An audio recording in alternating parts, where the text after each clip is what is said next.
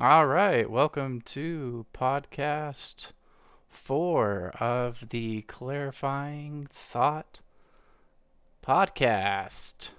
I'm one of your hosts, Dave, and I'm accompanied by my good friend Mike. Today we are going to be covering another topic from the book that we discussed in another one of our podcasts by Thomas Metzinger, Being No One, sorry, not Being and No One. On this podcast, we're going to be discussing what he calls autoepistemic closure, what I'm calling self-transparency or self-model transparency in our title here, just for the sake of clarity. And we'll get probably a little bit closer to the definition that he gives as we move on through the book. But this topic has intrigued both of us, uh, as the concept of self, or the absence of reliable information about the self, is probably one of the more interesting aspects of psychology that we've recently uncovered, or some could say that Descartes pointed to when he started to doubt the nature of his experience. Mike, perhaps you could say something about that before, or about what your interest in this specific aspect of the text is before we get started.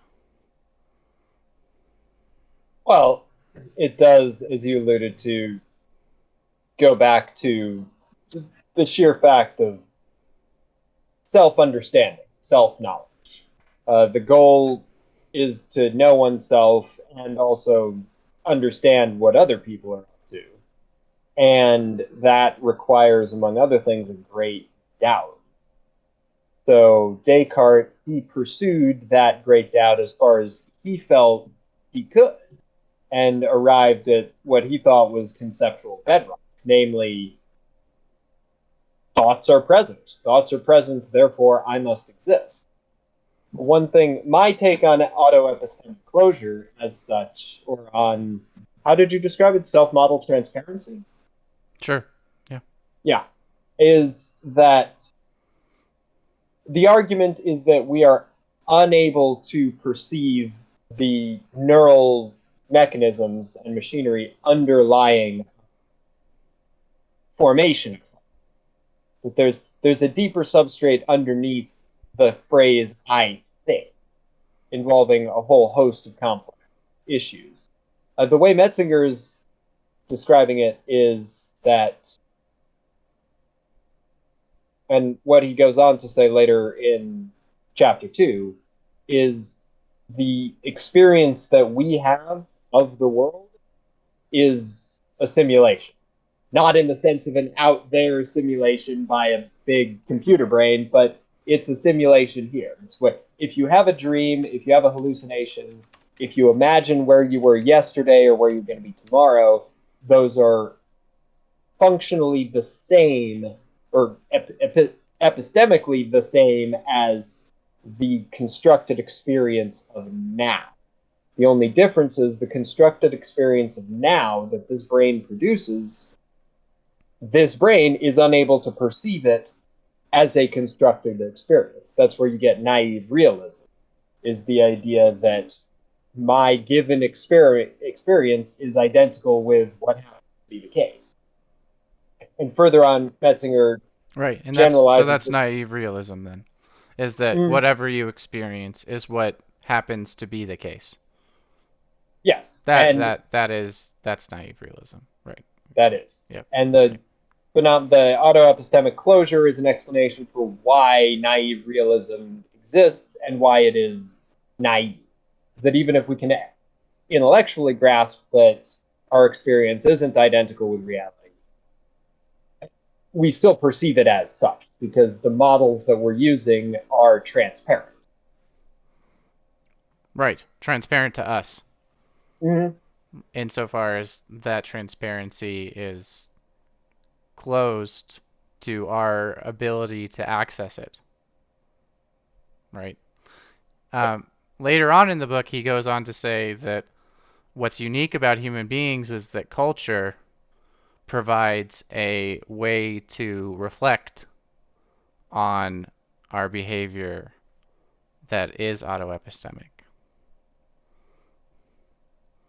So culture and language, what's somewhat unique about human beings is that later on he goes on to somewhat admit that it's more opaque than it is transparent,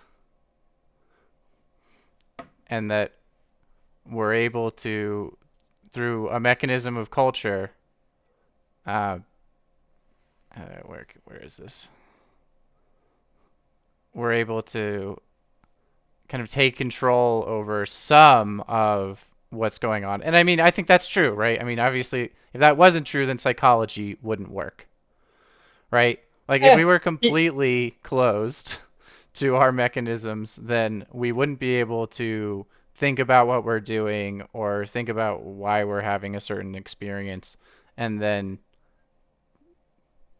overcome that, yeah, right? psychology wouldn't exist. I mean, he's It definitely wouldn't got some work. comments about folk psychology. Well, there's an implication there that it does work.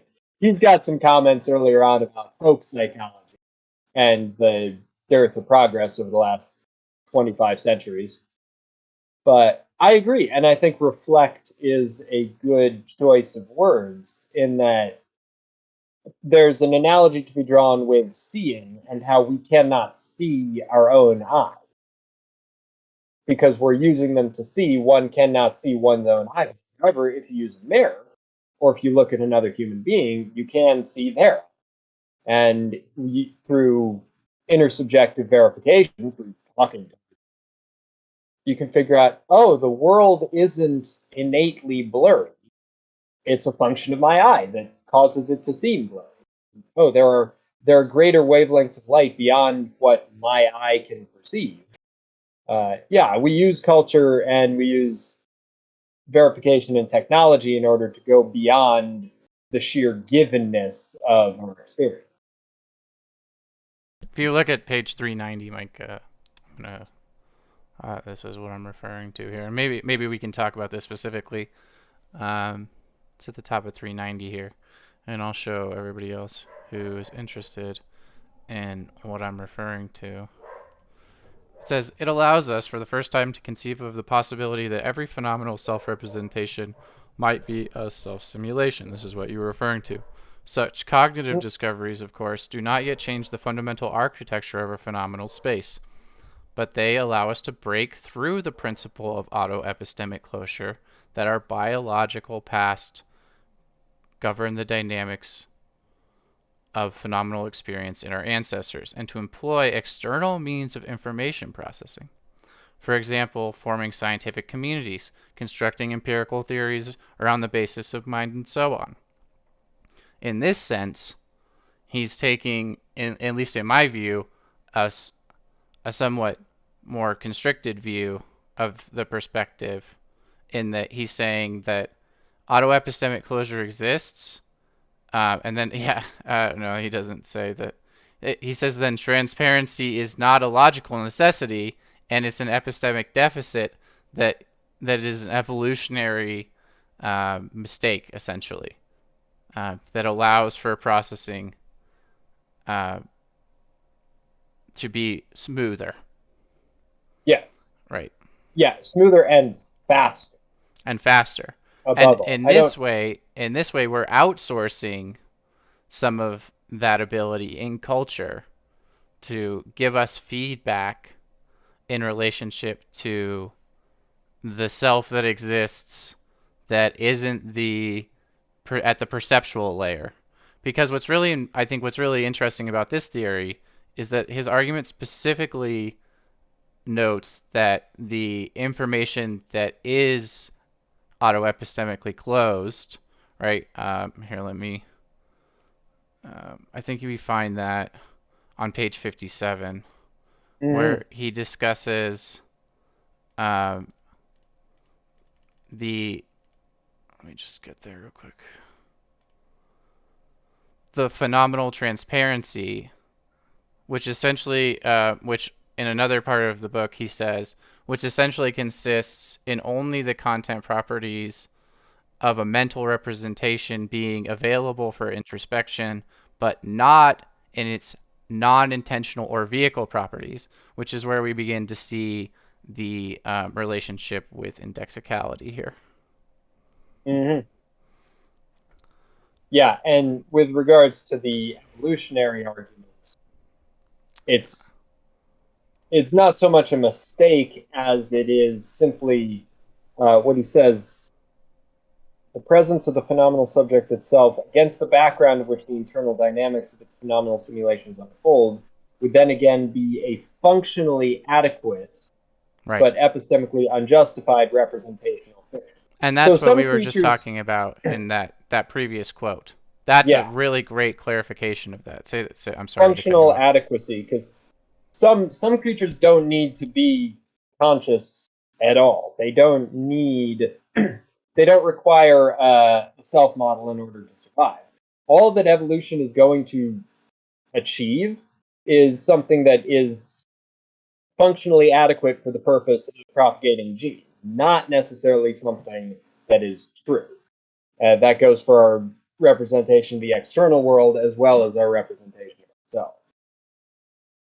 The culture has simply bootstrapped the evolution and made it so that our not made it, but it's becoming the case that survival really does hinge more and more on discovering some sort of truth, on some sort of fundamental understanding, as Right. That's opposed the well. I to mean, that's the lean, right? Is that at least that's what we would want to believe, right? Because our the experience that we have as human beings, right, makes books, makes computers, builds large hadron colliders, sends rockets mm, to space, you know, manipulates and kills things that we can't see, right? And mm, right, the human experience maybe not produces truth, but at least through these scientific means, right? There's a meta layer that that can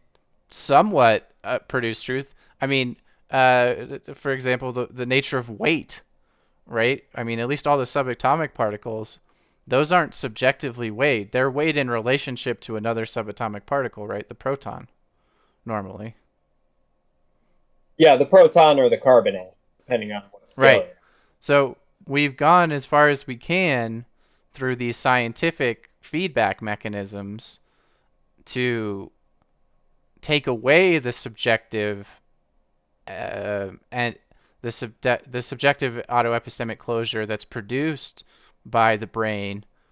Partially, I think, because um, it's just far too complicated to really take in all of the phenomenological sensory data, which is the foundation for the autoepistemic closure, right? And really, it's the information that rests above it, right? And this here, let me see if, at. you know, With that weight, like matters even quite a bit more. the information that rests above What he what calls the a higher, sufficiency. or he calls consistently in this text, a higher order process, right? He talks a lot about higher order processes, and then he also, 14. So on page 13, at the bottom of page 13, we see he gives the definition of phenomenal content, right? Yeah, the presence of conscious representational conscious of content is a fiction. He says this on page 57. This is one of the core claims of the book. So the question is, what is conscious representational content? Well, if we look at the text and we look at what conscious representational content or what representational content is, we find that on page 13, the first instance of mentioning of that term, representational content, He doesn't refer to it as conscious representational content. He refers to it as representational content. And it's actually not even his wording. I believe it's in a footnote. He says, let me just get to it so I can show everyone.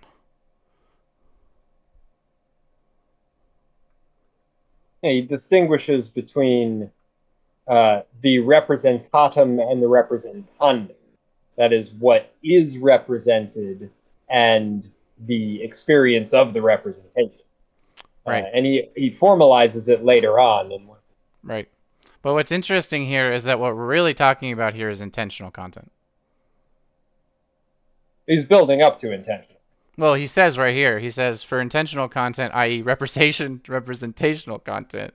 He uses them synonymously here. Right? So from what I can tell, the core of this argument at the beginning is based on the intentional or representational content. Right? This is the foundation of his what he's arguing against. Right? Is he's defined representational content as intentional content.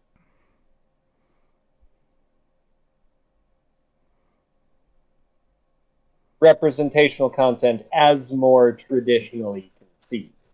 Right, but that's Because how he he draws. conceives of it later. Right?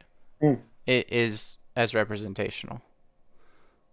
So he whenever he uses representational, he's thinking of intentional content. mm, he draws more He never is subtle clear about distinctions that later. definition. Wow, No, maybe. he's extremely clear about his definition. Hmm. First off, he breaks it down into three levels of Right, but then he never there's uses those levels later. yeah of mental content, uh, then representation as a subset of mental content, and phenomenal content as a subset of representation. Where does he do And that? representation, he throughout chapter two, and representation, Are you it talking about starts these? Are you talking about these boxes that he uses, yeah where he create right, um, and he yeah uses box these 2.1 this mental concept of representation. sub-symbolic and symbolic higher order representational processes? Yes. So okay, so here we see that he's explicit in talking about intentional content. Mm-hmm. Yeah, and he defines intentionality, looks at intention within the context. Because the main trick is bridging that gap between sub-symbolic, more or less automatic, non-conscious processes, and then the symbolic processes and events that have Right. So intentionality. these sub-symbolic, as far as I can tell, because he never actually really defines, he never actually mentions these terms, by the way, outside of these boxes. They don't exist in the text, as far as I can tell. Well, Which because the boxes are definitions. I understand that, but he never Yeah. refers back to the definitions in the text. Like if you Well, search the text for sub-symbolic, it never appears outside of these text boxes. yeah, that's why they're in the boxes. I understand that, but what I'm saying is that in order he never tells us exactly what specific instances of cognition are subsymbolic.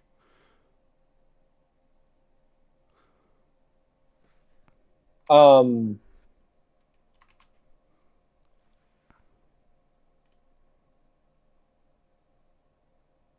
okay, if you It go, means okay, so you're first right. off, It in means a box 2. non-linguistic format Yes. and not approximately yeah, and not approximating synthetic. Yeah. So it has absolutely no syntactic or linguistic format. So it's sensory data.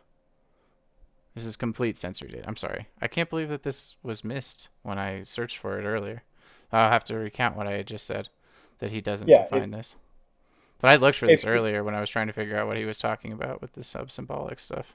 So yes, so that's what I thought based on my assumption of what he was saying, is that this is a pre-linguistic aspect, and we're trying to figure out what you were saying earlier, the relationship between the pre-symbolic and the post-symbolic, or what he calls the sub-symbolic and the symbolic, the higher order representational process of the represented by the sub-symbolic and the higher order representational process of the symbolic. mm, Okay, so I'm sorry, what were you going to say?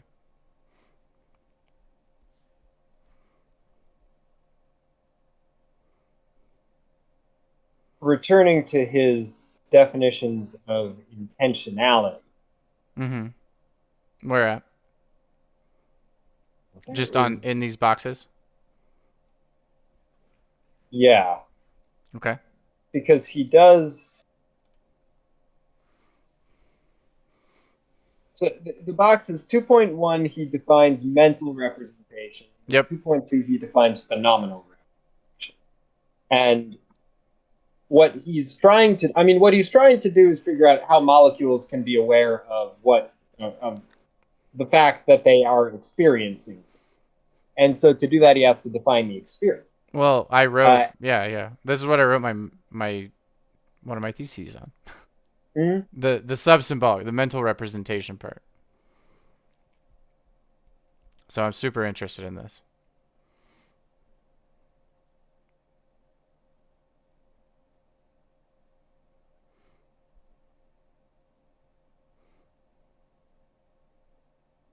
What were you gonna say?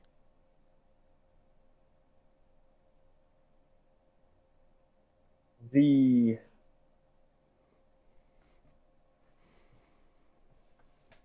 I'm looking through my notes. Um,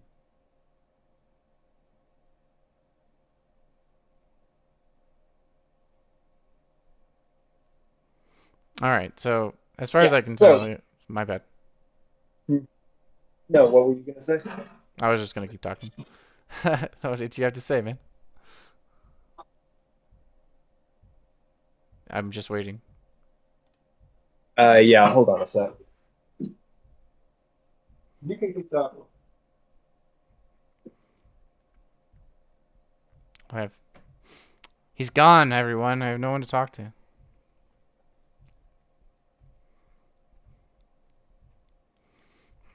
Throw something in the note if you have a question.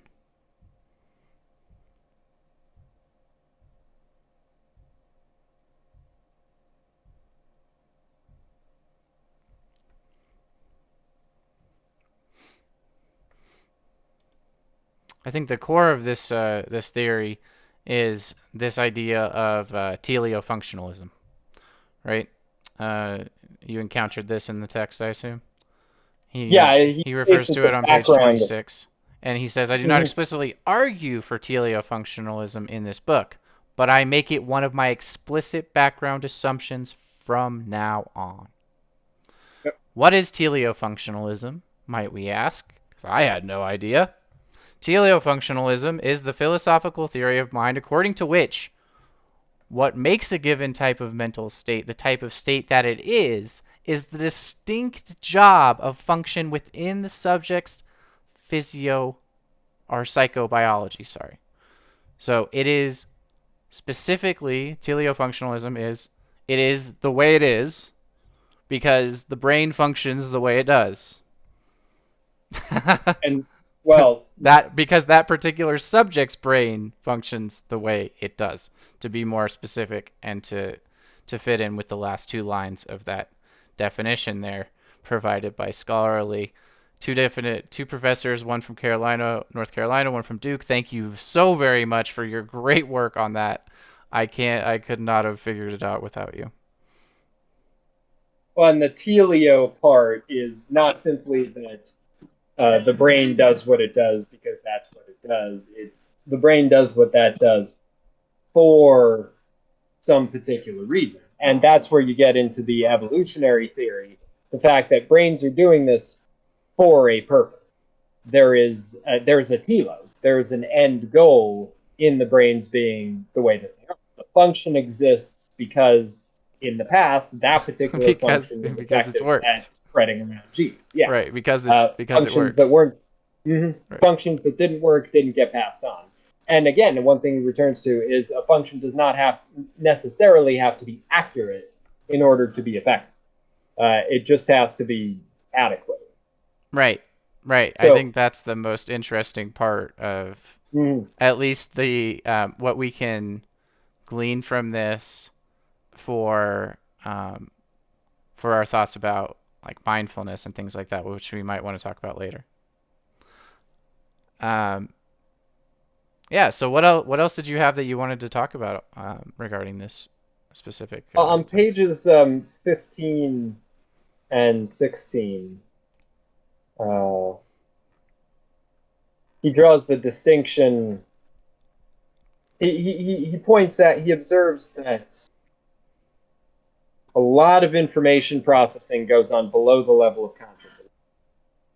Uh,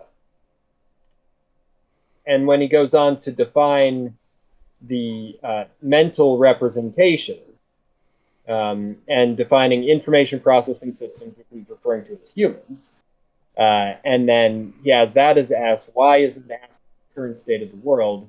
X represents Y for S. That's where the teleofunctional comes in. Y is being represented. The representation is for the information processing. And the mental representation is not necessarily, it's not automatically a feature of introspective attention. Right. So It what can, he's doing is he's yeah, setting himself up to have nowhere to go when it comes to the reductivity of one's perspective on the self. there it is. Okay, go to page 36, because 36 is where he gets really into Is it page 36 or what page is that on the 50, actual PDF? 51. Yeah, so he distinguishes between representations and phenomena by saying that phenomena necessarily have to be within the field of attention. Mental representations can be, but phenomenal representations, one of their defining features is that they are Right. within That's the why they're field of phenomenal. attention. Mm-hmm. That's what makes them phenomenal. Yeah. Right. 36 is where he divides up the different sorts of introspection uh, Right. and relates them to attention, which I forget. What was it that oh, it was intention and representation. Subsymbolic meta Yeah. representation of Yes, pre-existing coherent. So it's interesting that here he uses meta representation instead of higher order process or something, which he loves to use but never defines. I think higher order, at least based on the context that I read it in, are referring to the self model, like higher order in the sense that at that point the representandum is that which is doing the information processing, that which is observed. So you can look at something and you can say, "Oh, red," and that's a first order observation. Well, it's a first order symbolic observation. Um, Right, but it's not the and then, subsymbolic. but This is the part that I'm actually interested in the most. the Is subsymbolic, this subsymbolic part because this is actually I think where most of his argument, well, at least a good part of the argument is reliant is that the subsymbolic for him is completely empty for us. It's epistemically closed. the vehicle by which we experience the subsymbolic Right, is which we autoepistemically closed. and thus that experience Well, that stuff too is also, and it is. I mean, right? Like we don't understand how our vision works. We don't understand how our yeah, uh, conceptually we it's do, but we don't phenomenological. It's experience. not Yeah, subsymbolic. It's, I mean, maybe it is, but it's not. It has very little to do with any types of manifest understanding of the world, right? Like it's yeah, just there. You have it, and I mean you can feel edges, and right. You don't it's need a given. lot of brain to deal It's with. given. It's as given, but it's also but this draws this questions what givenness is, Yes. right? Is givenness Yes. the meta representation of the subsymbolic operating on a pre-existing coherent world model, which sounds like to Within, me is some downward causal relationship between the current coherent world model that one knows to exist, right, or is born to understand somehow, like we see in insects and stuff. Um, yeah, or if it's Yeah. like taught, right, and it has like some linguistic, right? If this secondary the actual phenomenological linguistic models supervene on the non sub-symbolic meta representational coherent worldviews. Well, and the answer that he gives is I both. think is what? Both. That you've Yeah, got yeah, it's top both. down as well as bottom up interaction. Right, right. And That seems to be when the perspective that he takes, which is seems to be pretty reasonable and seems to be in line with what our experience of the world is. the when he describes when the bottom up sub-symbolic information overwhelms the top down control and processing, then you start to get hallucination. You start to get disorganized experience, that sort of thing. And when the top down overwhelms, where does he say? When the top down overwhelms the bottom up, then that's when you get the sense of nothing is real. So like the bottom up processing, because at some point he talks about all the background static in the brain, uh, producing multiple possible worlds and choosing between them to find the one that is most in line with actual. Because that's the core of autoepistemic closure, is that the experience itself is a simulation, is something that we are producing. So the sub-symbolic experience of red, which we have to put into symbolic terms in order to communicate it with each other, that's just an observation, and it's an observation, not just an observation. We perceive it as being out there when it's in fact in here, uh, Right. and so there's It's epistemically, anti-naive realism. yeah, epistemically no difference between that and the inhereness of red that is imagined. Though there's different activation in the visual cortex and things like that. Hallucinations occur when you've got genuine activation of the cortices in the absence of external sense data. So you wind up with something that's indistinguishable from what's actually occurring. I'm trying to find. This is, I think, an interesting Okay. definition that he gives, just to cut into a little bit here. Mm. And this is a more refined definition of the topic that you were just talking about, and I think giving it in his own words will help maybe a little bit, but or at least it will help me because this topic is extremely confusing. Like Mm. most topics of mind, in my mind, uh, they're because of the autoepistemic closure that exists, because I think he's probably right that there's some closure, right? There's definitely cognitive closure to certain processes, which he does delineate autoepistemic closure from cognitive closure in this book. But here he says, in the specific terms of autoepistemic closure, it is now possible to offer a more precise formulation.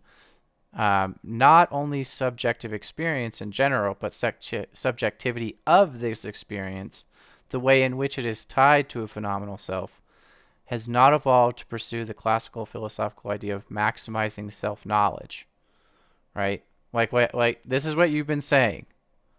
It's not about the the truth of the idea. It's about the fitness, almost. Yes. Right? Evolutionarily speaking, it was a strategy from which a certain period proved to be successful. For example, being different by differentiating representational space and enabling a more flexible form of self-directed action and cognition. He goes later on to say that this is part of the reason that human beings are so self-deceptive, that we Mm. live fundamentally on a self-deceptive foundation.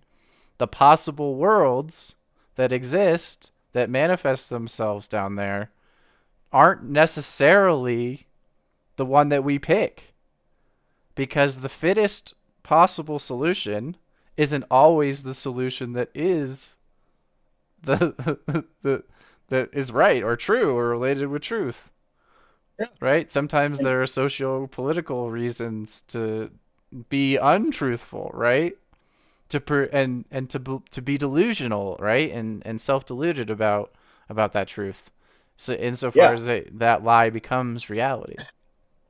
Well, even on personal level, you can come up with all kinds of examples. Like, for instance, most people's children being very obviously cuter, better looking, and an all around superior to everybody else's children. I have a child. This is my child. This child is the best child in the universe.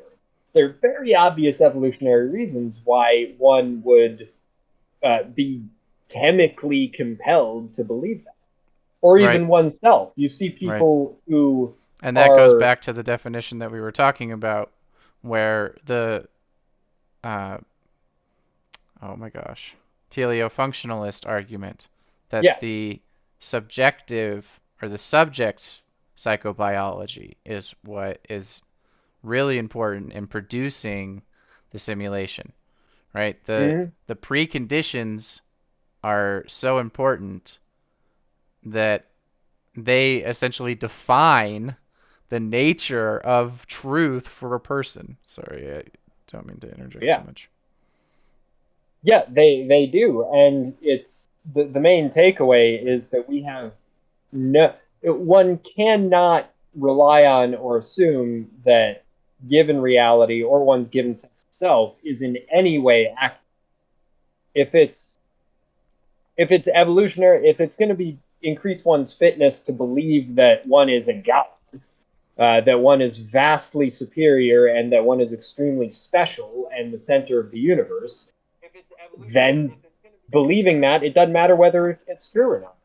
If believing it increases your fitness, you're more likely to believe it. So a lot of times, yeah, the presence of a deceptive or a false belief can enhance a person's survival, and concordantly, the presence, or conversely, the presence of a true belief could, if one was aware of the truth of the situation, the truth of the matter, that could be devastating. It could um,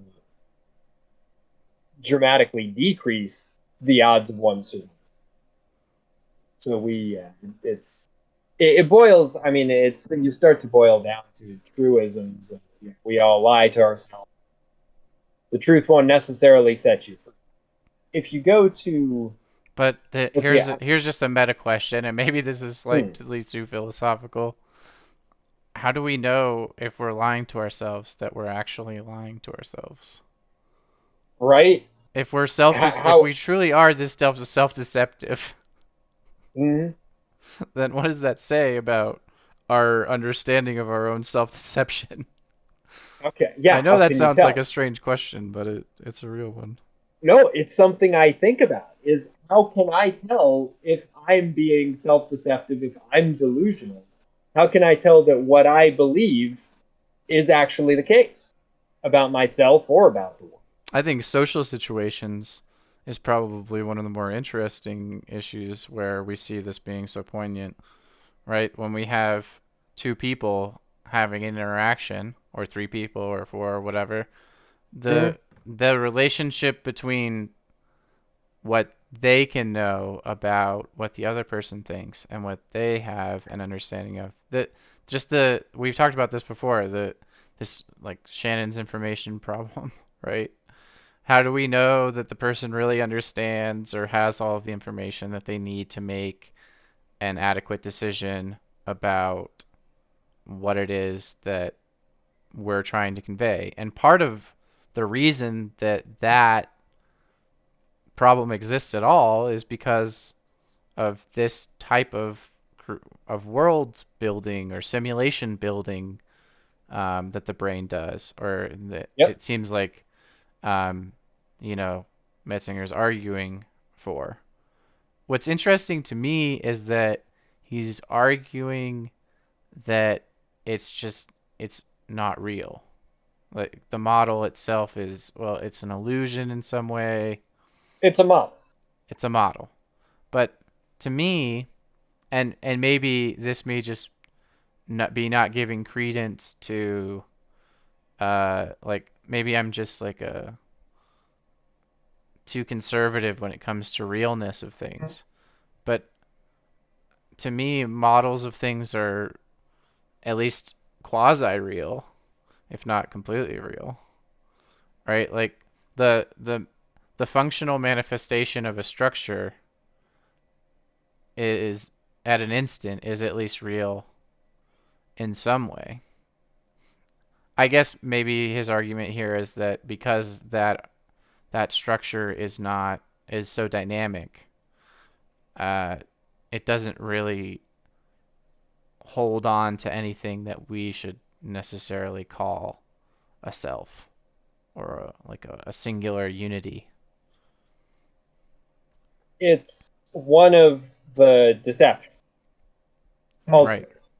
It's one of the it's a model that again is heliofunctional. It accomplishes a purpose.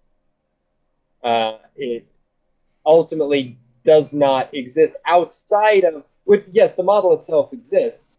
There is no thing that exists outside of the Perhaps we should draw a closer relationship just because this is a really complicated thing because I instantly think of okay, well, a chair seems to fit all of those conditions, right? in terms of being constructed. Yeah, sure. A chair Yes. is completely constructed. Mm-hmm. And there is a chair is also a symbolic designation. Like there is no unless one is thinking of the ideal form of chair No, that exists out there separate from like you could do a taxonomy of chairs.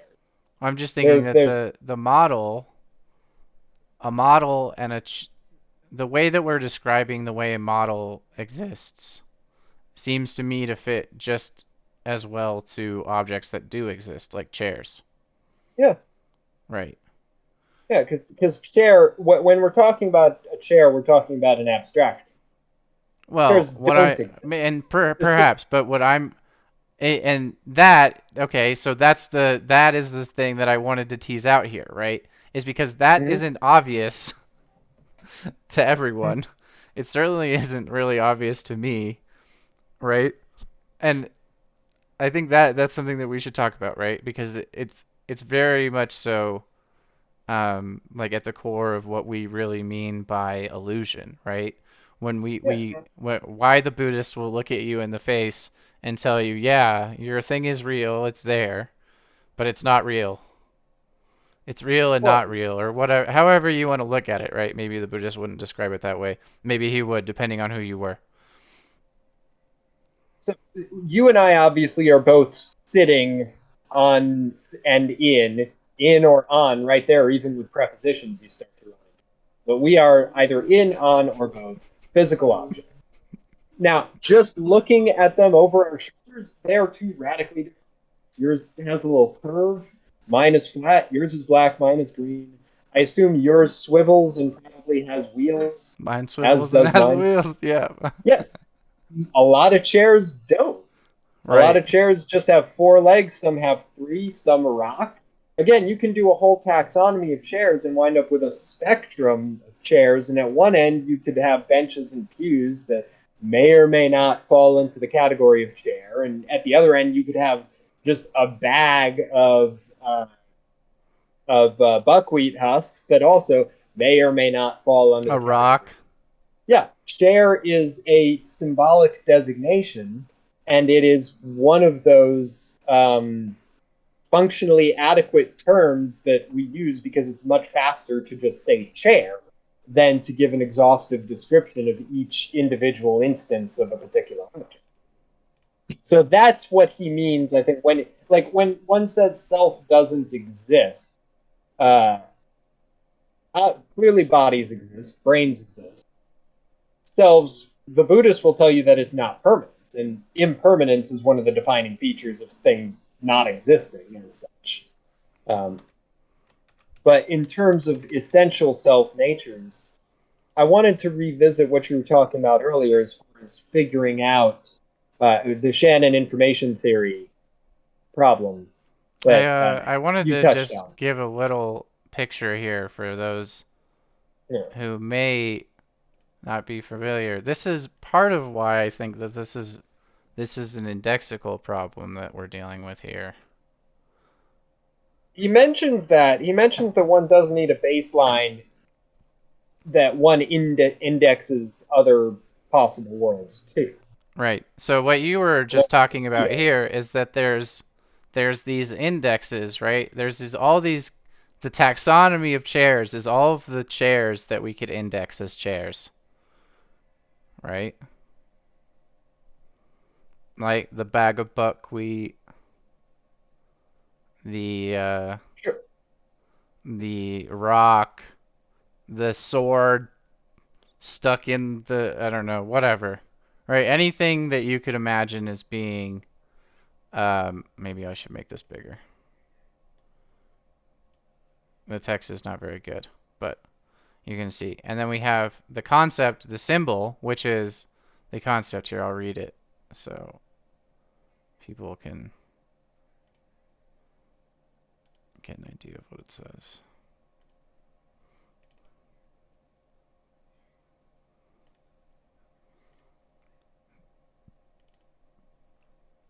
Oh no, it's so small.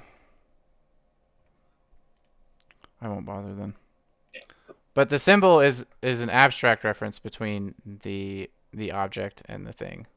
And then obviously the index is the like what we would consider the real reference between the word and the thing.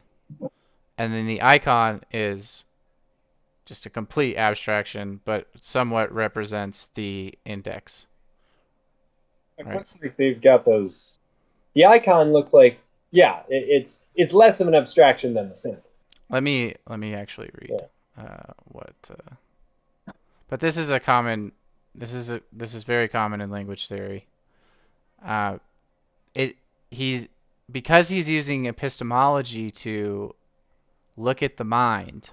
He has to fall back on concepts like these in order to make sense. Also uses the word vehicle, which we see in when we talk about indexes, right? Yeah, in the content vehicle distinction. Right.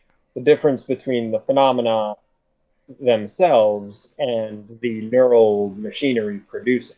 Right. The vehicle which produces them. So, So in some sense, sorry.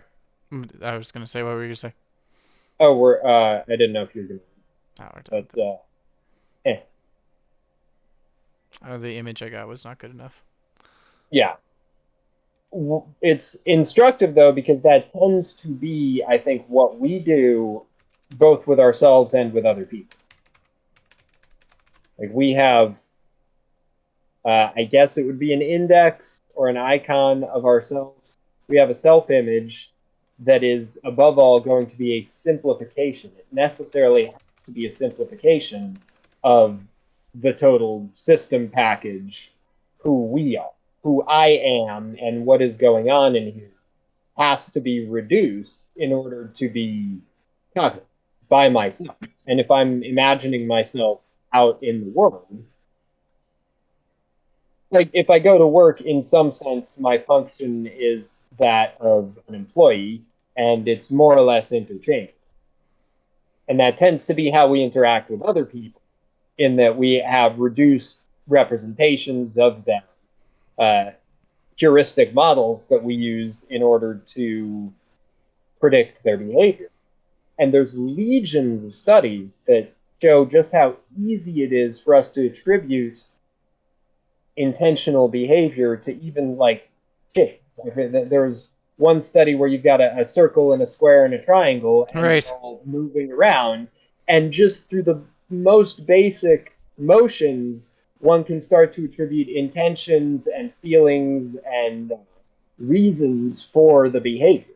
It's something that our brains have evolved to And you can do do this very very effectively. young, very, very young. Like Mm-hmm. babies, you can condition babies to not like shapes. Mm-hmm. Like you can condition it. You can have a shape consistently like push another shape out of the way or something like this, and then that baby. These children, if you ask them, or I guess with a baby, they'll start to have an emotional response. But with children, if you ask them, who's the nice shape? They'll tell you that the Yeah. triangle is the nice shape and the square is the mean shape because the mean shape is doing stuff that a physical thing, right? Well, I guess this would be an index, right? No, that it wouldn't be. I always struggled with this. I have a master's degree in philosophy and I barely understand this. So I guess in this case it would be an icon, right? Yeah, the icon, the shape is an Okay. icon, right? Um, no, the shape would be a symbol. I mean, it's a. A symbol is a non-logical meaning between it and the object. I mean, Mm, yeah, a square is an icon of a square. an It's a icon, perfect but it icon of become. a But square. I guess what I'm saying is the meaning, right? The ability to add intentionality, right, to the square makes the square more than a symbol, right? Because the square is an agent that has that I, it doesn't it doesn't mean something by the nature of its very being. It takes on its meaning by its activity. Yeah, And maybe these don't actually apply to it at all, right? well, I think they do. It becomes a symbol of non-cooperation. It okay. Mm, So but it you so see, it's a symbol that has intention. it's a shape. It's using. It is a It's a shape, but yeah. it's not perceived as such. It's perceived as an agent with intention, Yes, and I right? think the point So I guess that these don't really Metzinger would apply here. tease out of that. No, they do. I mean, you can call it like figuring out which category it would fall I don't under. know. I mean, I agree that it's a symbol. I think we both agree it's not an index. Or maybe it is. Maybe that's what it becomes. It becomes an index. I, There's a direct link between the sign and the it's object. not an icon. It's not an angle. No. What is the object? The object's a square. No, no. The object in this context, the index or the symbol is relating to an object. If the square is the object, there would have to be an index or a symbol that related to it. Yeah, the triangle. Different kind of relation. They're not referencing each other. No, they're They're not. both. Which is why I think that this doesn't apply. No, I don't think it not. It doesn't need to. Which is interesting, right? Because it means that the way that we establish meaning, right, for a square doesn't really follow these rules, or at least as they're written here, right? This looks. I mean, this is a specific toolkit or a specific. It Semiotics is doesn't. a thing. Yeah, and It's definitely limited. It doesn't seem to really work very well as far as applying to the application of well, to go. intentionality to inanimate objects. Yes, Right? This because to is go much back to more like how to classify what things mean. it's symbolic, and one of Metzinger's initial distinctions was between the symbolic and the sub-symbolic, and the interaction between the squares and the triangles, and an infant's response to their interactions is occurring primarily on the sub-symbolic level. Right. So when we're thinking of anger, when we're thinking of non-cooperation, when we're thinking of good and bad and liking and disliking, these are all primarily sub-symbolic reactions that we have to apply symbols to in order to discuss with each other. So yeah, Right. that's a great example of sub-symbolic level. Now, Yeah, it I is. think Right. what And that Metzinger, shows that there's at least a hard separation between indexicality and and this sub-symbolic layer, whatever, however it is organized. Which I mean, in some ways, it gives credence to his argument that it's, we're blind. It's I think what transparent. I think what he would tease out of the squared circle study and are attributing meaning and intention and what to their motions is that is how we attribute meaning and intention to other humans and even to ourselves. That you get the fundamental attribution where if somebody else is late, it's because they're inherently lazy and they don't care. If I'm late, it's due to circumstance. Right. And we we infer a lot more meaning, a lot more intention, and I think I'm using intention in a slightly different way. We infer this agency to other people that isn't necessarily there, and even to ourselves. Well, and Being the way other, I infer, just to step back slightly, and what I'm referring to specifically when I'm talking about the square, is that we see the square as having the triangle as an object, right? As having intention to push the triangle, right? And the square is an agent that takes the triangle as another sub. As I mean, this is all stuff that we're like simulating onto these objects, right? We're simulating that the square is an agent that has, that takes the surroundings around it just like we do, right? Because we're asking children these things, where they're not thinking about these things very deeply, right? they don't have to. They've been evolutionarily Right. They don't need to programmed think over about thousands it. of years to They don't need to be think able to about it. infer, They oh, that's a know bad one. that. That's a good one. Right, and I mean, even puppies know this. When they push each other out of the way to suckle their mothers, right? These are very basic behaviors, but we've attributed this agency, right, um, at a level that isn't explainable by any linguistic behavior, even though it seems to manifest itself linguistically. Now that we think about it, it's really not even something that is culturally conditioned. If we want to say that it's something that's evolutionarily understood, right? It the cultural manifestation of being nice to others and sharing and being cooperative is I guess a meta manifestation of our our linguistic explanation of why the square pushes the triangle. Yeah, it's another layer. It's another layer, And a part of it higher is the order language layer. because, yeah, language is innately cultural, and language is the only way we can share and talk about these sorts of. And the phenomenal experience of that then is the concept that the square is bad and the triangle is good, right? Because Yeah, on a we have no real understanding for why, right? Like the child can't. If you ask, well, why is the square?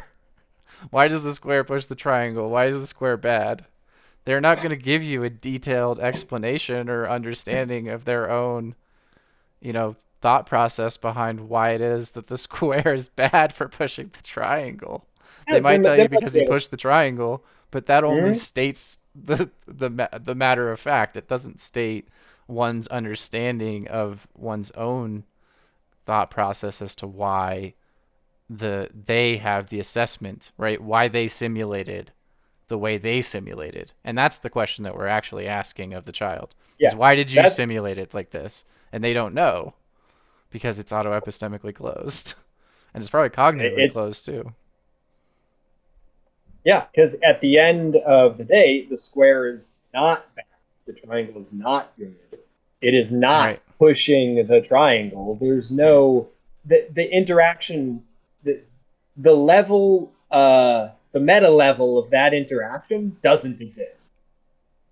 It is something we have produced and added to the basic sequence of events that happen.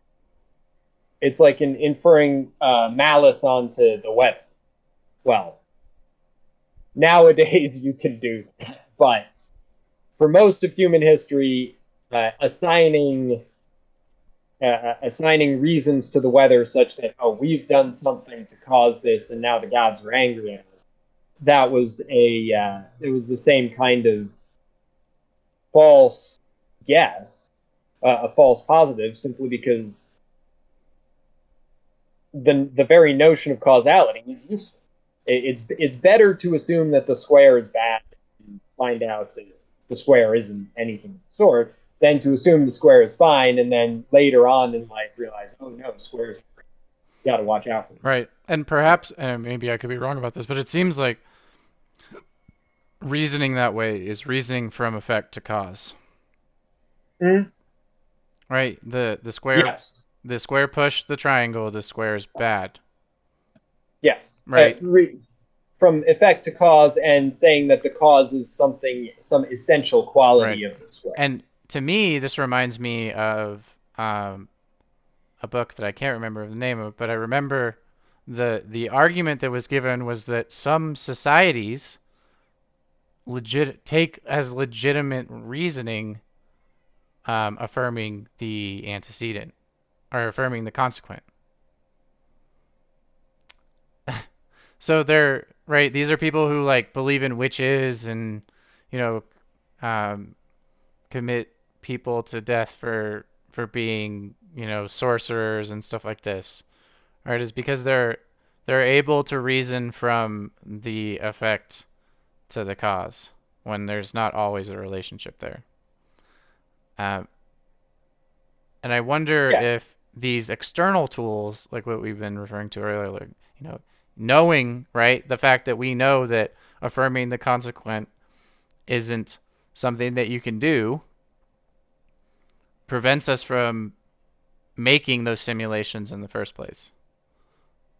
Well, I don't think it prevents us from doing it in the first place, but we can, upon symbolic reflection and Right. introspection, observe that our knee jerk response was not correct. So you don't think that there's a level of conditioning that produces a state of being in the subject's psycho physiology that manifests no knee jerk responses after conditioning, right? Oh, I That, think it's certainly possible. It's just right? not going to be like our basic cultural conditioning is not going to.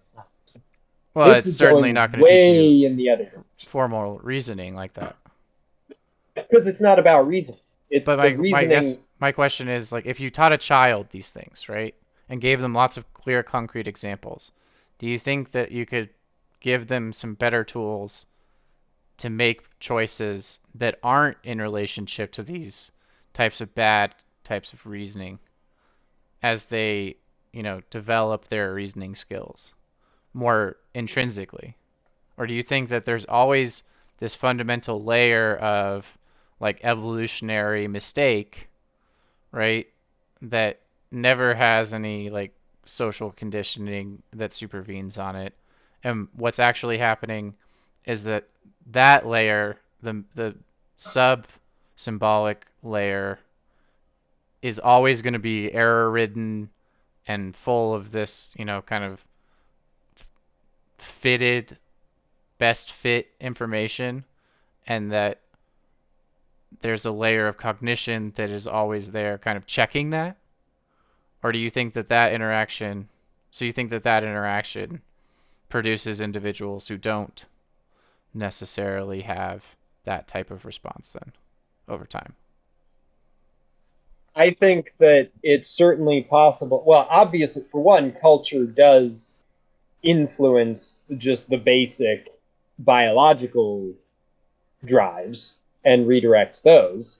I absolutely think it's possible to condition any given being, particularly if they're younger, over the process of development. You could condition them to not reflexively make these epistemic errors. However, I don't think that you're going to achieve that conditioning through top down symbolic reasoning. I don't think you can do an ex post facto, okay, here was your reaction. Now let's look at why that's not the case so that you can consciously think about why you shouldn't have that reaction in the future. Because again, logic is slow And the whole point of evolutionary processes is that gut reaction is fast. It's fast because it used to be life or death, having to figure out whether something was a threat or not. So whatever process you use to recondition is not going to be on the level of symbolic cognition. I think it's going to be more on the level of meta meditation, so loving kindness meditation. I was thinking about this while I was reading it. It came up that the whole notion of agency, the fundamental attribution error, when one is practicing loving kindness meditation and forgiveness and compassion, all of those things, one of the aspects of forgiving somebody, one of the aspects of empathizing with somebody is recognizing, or at least hypothesizing, the causes and conditions that may have led them to behave the way they behave. Especially if you're trying to practice loving kindness towards somebody who's a difficult person in your life. Uh, Fundamental attribution error. Oh, they're a jerk and they did this particular thing to me because they have malicious intention towards me. And then when you stop, when you try to forgive them, when you try to be empathetic, you think, oh, maybe they did this thing towards me because they didn't get a lot to eat and because they had a difficult upbringing and I reminded them of somebody. You come up with all sorts of causes and conditions that don't require agency in order to essentially forgive somebody and be more compassionate. So there's a really interesting link between this idea of agency, this idea of projecting intentionality onto things, squares or people, and then judgment and condemnation. And I think, to answer your question, the way to condition folks not to make those errors has a lot to do with conditioning folks to not assume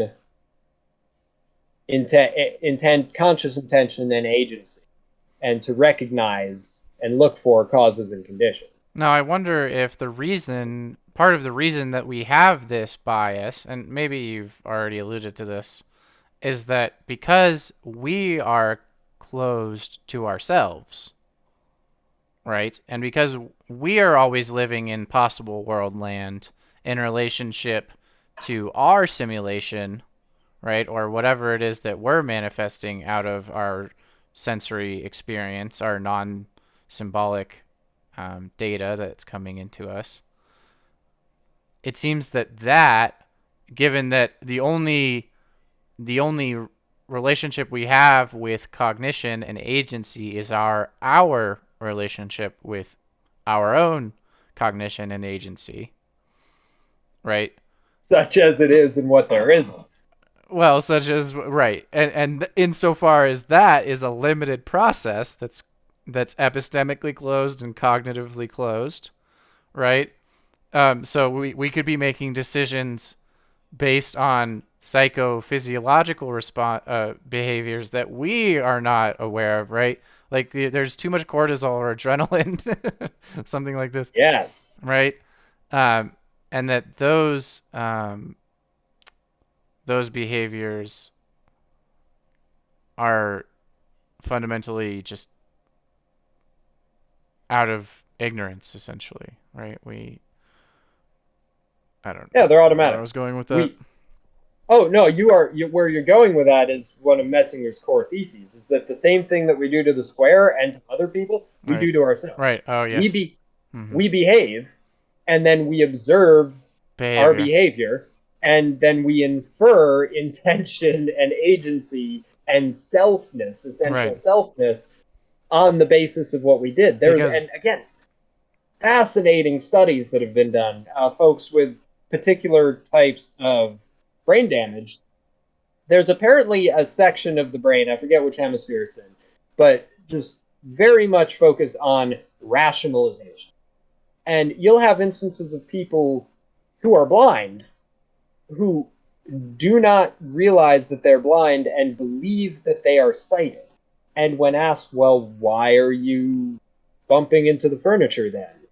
they will come up with rationalizations to explain why they're unable to interact with the world as though they can see.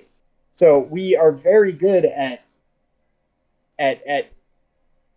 impugning, not impugning, but applying agency and applying intentions and rationalizations to our behavior after the fact, even when the genuine motivations had nothing to do with whatever intentions and motivations we came up with to justify. It goes back to that whole the functional adequacy. If we can do things for survival or motivation or because we're conditioned, that's all we need. And then whatever reasons we come up with, they're not necessarily going to be true reasons. They're just going to be the reasons that serve us. Right. Yeah, I think and that's something that we always have to keep in mind when we're making assessments about why other people are doing certain things. Because Yep. we're always using our level of competency, our level of understanding, our level of situatedness, Ethics. ethics, when we We're watch the square bump into the triangle. mm, or when we do things, most people tend to believe themselves as fundamentally ethical. And behaviors that they exhibit, they will retroactively rationalize as having been ethical.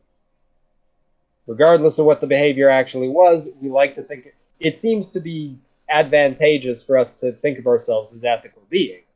So we will come up with reasons why our behavior was moral, was ethical after the fact, regardless of how we would interpret it again if it was somebody else. I Right. think you could take this in the other direction from witchcraft and sorcery and reasoning, affirming the consequent, to it's a big issue in neuroethics and neuro nowadays is how do you parse out all of the factors that may have led up to a person committing a crime, and Right. how does that affect uh, the punishment and the consequence? Right. Because we already distinguish between premeditated murder and involuntary manslaughter, and the whole there's first degree, second degree, third degree. It's all based on intention.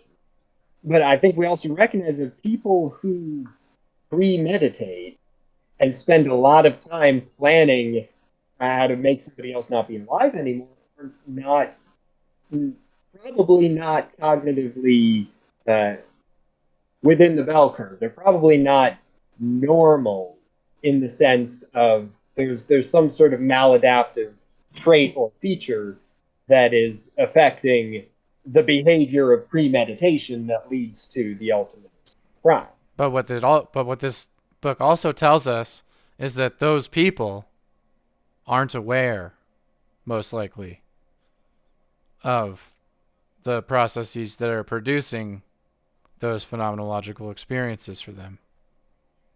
Probably not.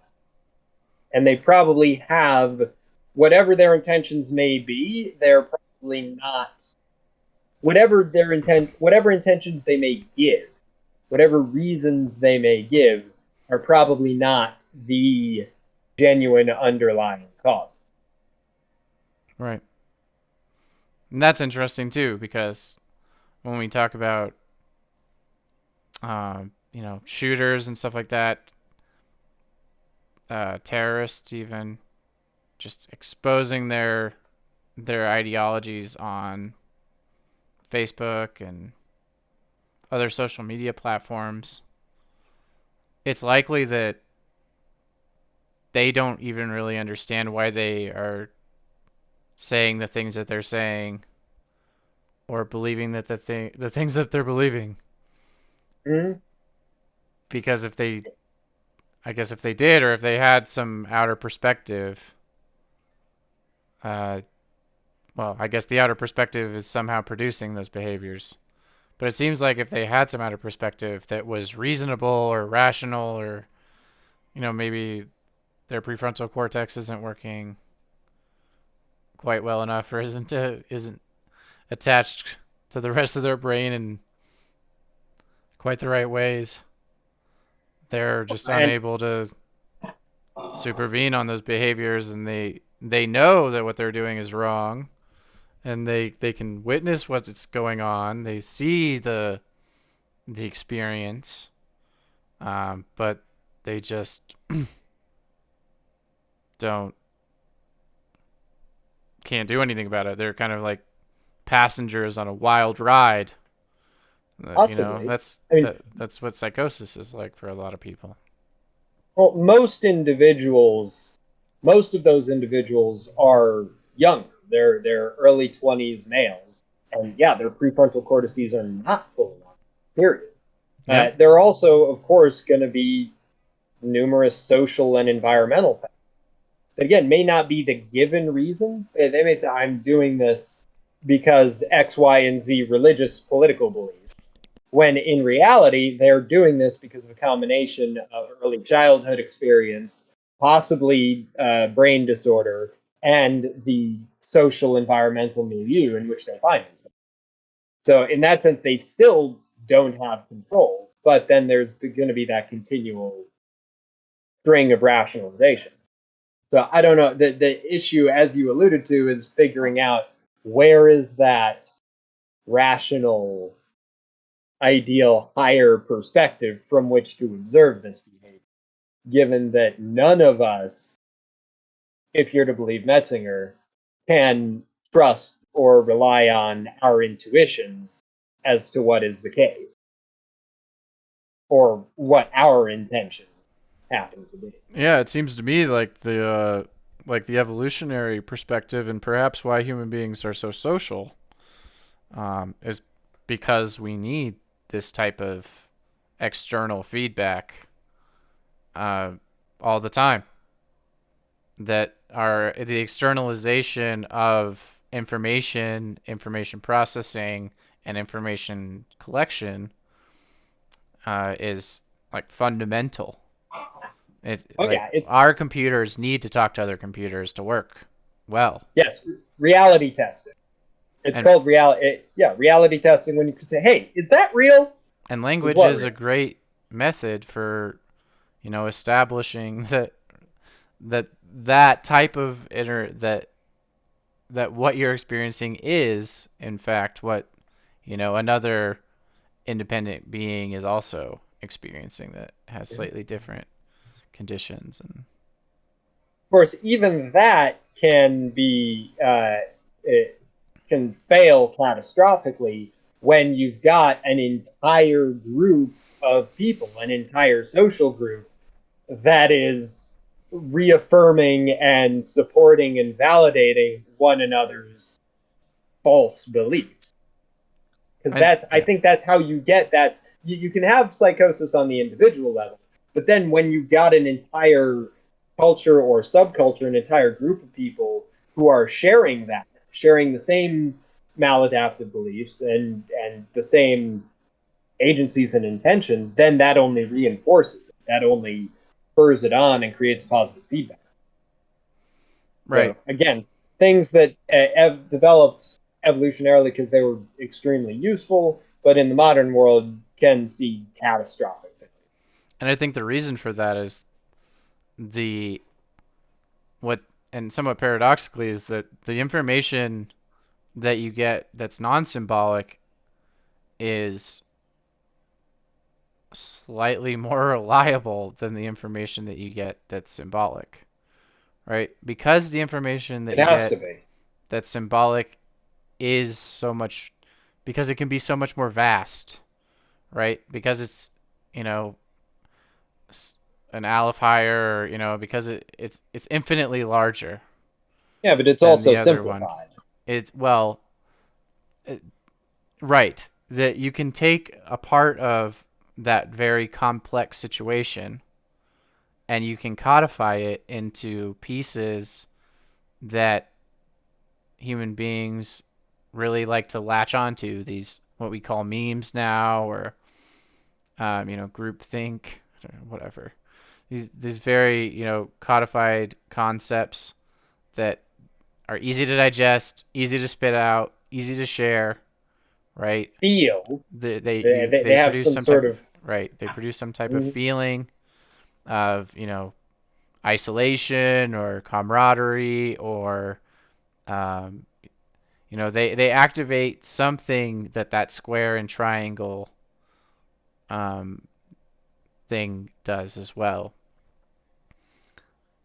And in so doing, they completely mislead people, right? They create these what we would call false narratives, or they essentially, like, the fake narratives. news creates fake news, Mm. right? uh, and there's very little that one can do to differentiate between what's true and what's not in that space because of how vast it is, And because they're indistinguishable. and because That's the another major information point. is indistinguishable. The true information and the false information are indistinguishable from each other Mm. at a prima facie level, at least, right? Like, at first glance, they are, The but with training, they aren't. it's a point that Metzinger leans on is that the simulations that it's all a simulation. There's just the representation happens to be the simulation that aligns with the external world. So in the same way, all narratives are going to sound like if they're logically coherent, yeah, that's going to make them more plausible.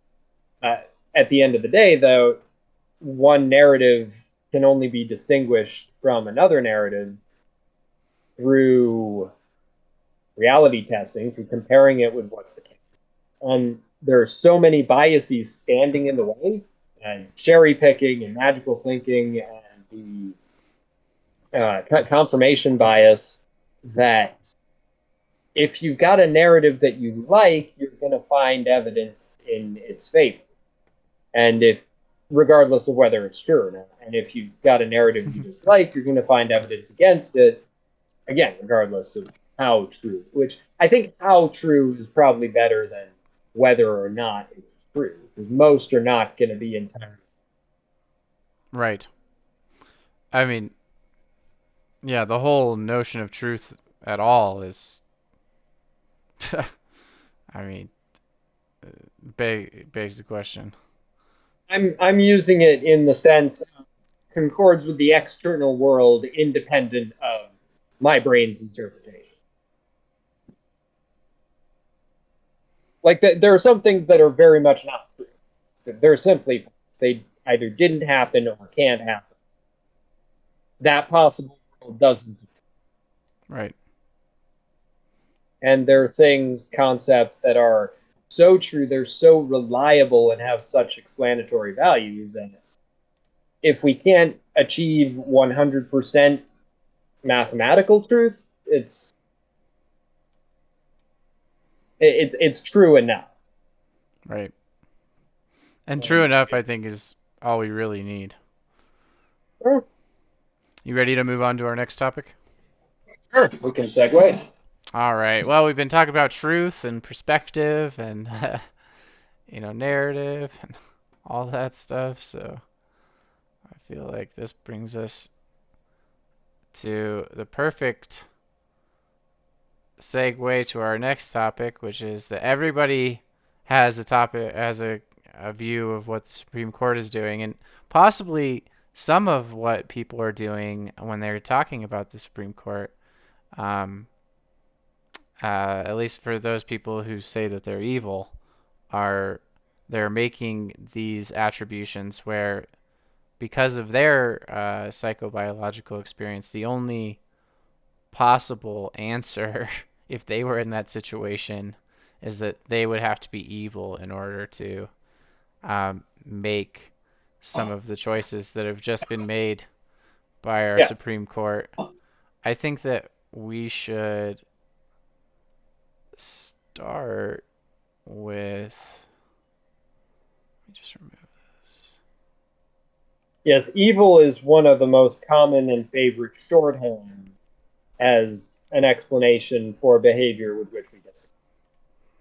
Absolutely. And I think anytime that you see evil or malice or any of these other uh, types of, you know, uh, emotion words being used to talk about legal decisions, especially from the Supreme Court, it's often the case that they are not talking about the case in um, its full relation.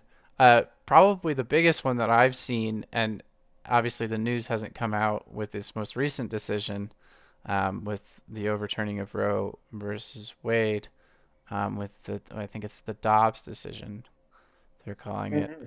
But I want to first go to the one that I think that maybe we agree on or maybe we disagree on, and I'd like to explore why we disagree on it if we do disagree on it. Is um, the concealed carry law that was just struck down or ruled unconstitutional um, in New York. The Probably the most important thing here to me that isn't being covered really in any of the press conferences or something that I've just noticed is being omitted here is nobody that I saw, at least in the news that I watched, mentioned that it was a concealed carry law. Mm-hmm. They they frame it as just access to guns in general, which to me isn't the same thing, right? So the way that I'm hearing the media tout it is that, well, now anyone can get a gun and anyone can has access to carrying these guns now, and but that is patently false. What the Supreme Court decision says they is that the limitations for having to show that you're under threat is too high of a standard to prevent somebody Yes. from carrying a concealed weapon legally. So there's a very important key point here. I'm guessing open carry is still illegal. Yes, I think open carry is still So illegal. so in this sense, concealed carry is the only type of carry you can have. Right.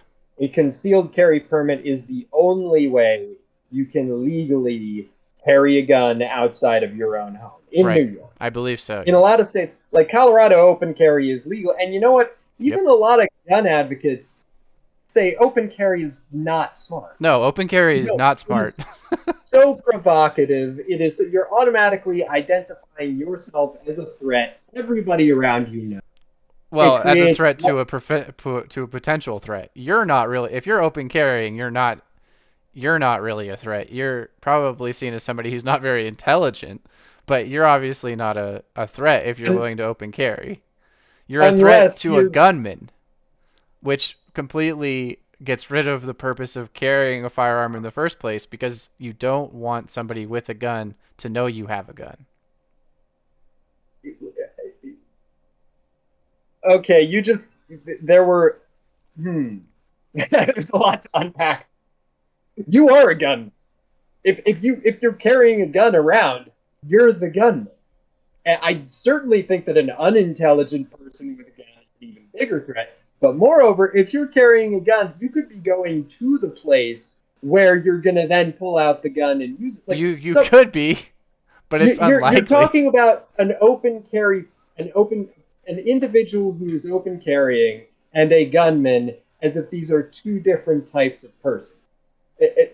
Like Well, how does one? the difference between them is that one of the persons, right, the person I'm referring to as the gunman is the person who is interested in doing harm to people for absolutely no reason, right? Somebody Yes, or who's a reasons mass as we shooter. were Fine, we'll talking call them a mass mhm, shooter then, right? potential. So what all that you've done by carrying openly, and I'm pretty sure that this is how most people feel who conceal carry and conceal carry often, is that all you're doing by open carrying is identifying yourself to the wrongdoer, the criminal, as the person that they should be the most concerned with. And that is why Or those who are favor concealed carry think that you should be able to conceal carry and think that concealed carry should be easier to get because Yeah, you are no longer identified as a threat to anyone else around you. So anybody who's paranoid about your gun ownership won't be paranoid about you owning a firearm or having a firearm on you. And an individual who is out to break the law or out to hurt you and your family isn't going to identify you as a person who has a weapon and could hurt them. On top of that, concealing a firearm also prevents you from getting killed by police, which did occur. A yeah, police officers killed an individual who killed a person who was killing police officers. yeah. Which is precisely my point: is that there is no And it's precisely the point of observable every other of all the gun distinct. owners too. No, because you're not just identifying yourself through a potential shooter by open carrying. You're also identifying yourself as a potential shooter by Right. open. But I think There's that no most actual I think that phenomenal depending on, distinction. well, there is a phenomenological distinction for a lot of people between a potential shooter. If you see a gentleman in cowboy boots, cowboy hat, complete cowboy getup, open carrying a revolver, the chances that you will think that individual is going to shoot you are very, very, very low. That really depends on the context. I think that If he's in a pizza shop, sure. I If think he that walks into my synagogue, no. well, I think that's a completely different argument. And nobody, I think, even this law is saying that no one is saying that people should be able to carry firearms anywhere they want. I'm pretty sure that Granted, I just this law was very specific in stating that the banning of firearms in specific locations is completely up to people. oh yeah. Right. No, what this decision, which again, I just wanted to clarify the reason that concealed carry was the focus, because I think we agree on open carry. It's Yeah, people are I going to think get the wrong everybody agrees impression. open Yeah, carry is stupid. except for people who want to open carry. Well, but I think that yes, but I think even most gun owners think that open carry is stupid, which is why Mm, concealed carry is such a thing. yeah, But and there's also nothing stopping New York from now implementing a mandatory month long, 2 month long, 3 month of long, course, 1 year long training requirement to get the concealed carry. yeah, and that was the major point. That's what's jumped out to me about this decision was their use of the 14th Amendment. In that saying that the needing to show cause, needing to show a defensive need, was discriminatory.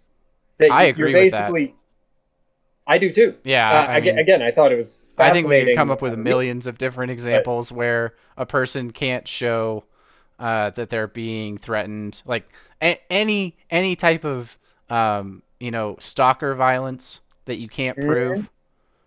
Any type of instance where a woman feels like she's in danger and can't prove it. I think that's just the. I'm surprised that that wasn't given, but sociologically, I think those arguments really hit. They really hit, even for very liberal people. yeah, My mom, when I told her that, I was like, well, this law, mom, prevented a woman who believes that she's being stalked from getting a gun. And that immediately she realized this is something that probably wasn't just, which is very mm. interesting. Sorry, keep going with what you were going to say. I think you're in perspective. So, what were you going to say about the 14th Amendment here? Or did you Oh, already cover it's what good. you're thinking? Where did I? Let's see if I can find it. Yeah. Uh, No. I was going to pull it up as well. No state shall make or enforce any law which shall abridge the privileges or immunities of citizens of the United States.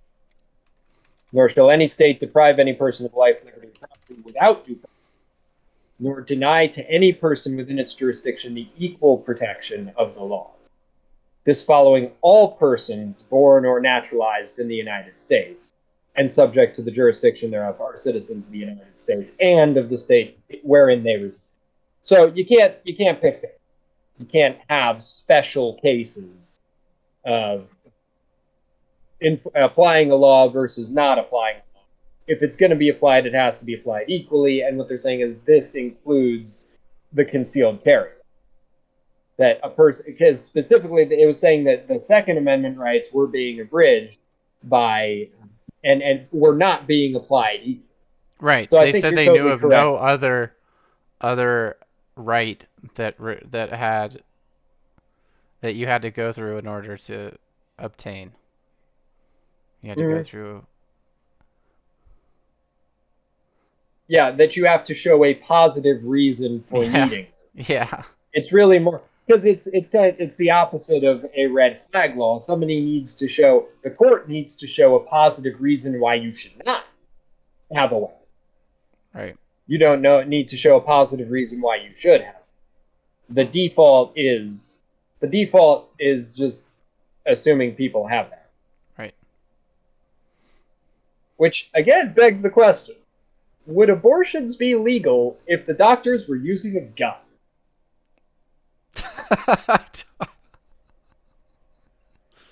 I don't know. Because I mean, this is an instance. It's not even within a person's own house. It's within a person's own body. Right, right, right. So clearly, we're still more than comfortable with applying a double standard as far as which lives are worthy of protection, which lives are okay to have, Yeah. Well, that's true too. It and the seems to me sorts of. that this decision also seems like they're choosing when to apply states' rights and when not to apply states' rights. Like this seemed to be a clear case of where the state was wrong, right? But it it seems to me that the abortion decision is no different. Like it seems to me like the state is wrong to ban abortions. Oh, so are you're still comparing it with the guns? Well, I mean, it just So seems to when me like what they're picking and choosing where to apply state, like where the state has the right to limit access. Yeah, so I mean, the major difference there is that the Bill of Rights supersedes states' rights. And that's said specifically in the 10th Amendment. All rights not previously, I forget the exact wording, but it basically says that all rights that haven't been described here are reserved to the states. So the states get to make their own minds up on everything except for what was previously written. So, and Roe v. Wade hinged on the Fourth Amendment, the right to privacy. Apparently, that's where they're saying no, it's, a state does have the right to supersede a person's right to medical. Right. And that I'm not a legal scholar and I don't understand how that works then. I just don't get this. I don't understand the ruling. Maybe you could tell me. I mean, I understand that now they've essentially said that the states can determine how it is that they want to deal with this, but based on what you just said about the 10th Amendment and how it was ruled on the basis of the 4th Amendment, it doesn't seem to me like the states have a choice here. Why is it that the states are getting a choice if it's a Fourth Amendment issue? I'm saying it was a Fourth Amendment issue in 1973. Right, and they're saying it's not a Fourth Amendment issue, essentially, Apparently, I haven't read the the actual opinion. decision. Yeah, I know Roe v. hinged on the Fourth Amendment. I know that. right. Um, Here's the Dobbs draft. Oh, no. yeah, they're simply saying the Constitution does not confer a right to abortion. Therefore, Not the authority specifically. to regulate return to the state. So because it's not specific, like it is with the Second Amendment. Like we don't have a right to choosing one's own personal health care, whatever it may be. Okay, so in first, the court reviews the standard that the court's cases have used to determine whether the 14th Amendment reference to liberty protects a particular right.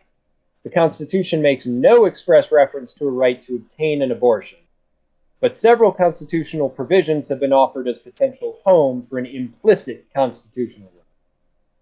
Roe held that the abortion right is part of a right to privacy that springs from the First, Fourth, Fifth, Ninth, and 14th Amendments. Casey was stare decisis, equal protection, but it's not a sex-based classification.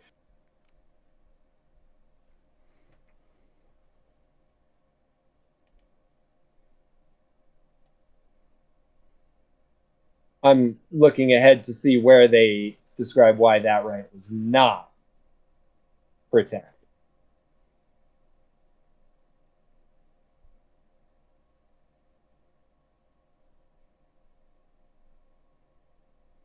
Guided by history and tradition, yada, yada, yada, the court finds the 14th Amendment clearly does not protect the right to an abortion. Until the latter part of the 20th century, there was no support in American law for constitutional right. It had long been a crime.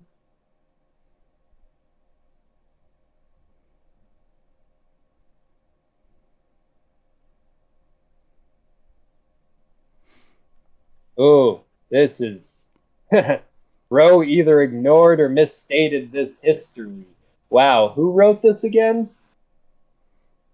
I think Alito actually wrote the opinion. Yeah. Ugh.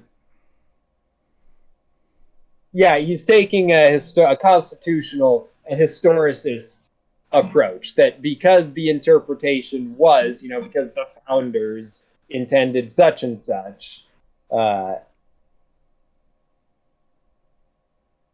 Roe termed this a right to privacy.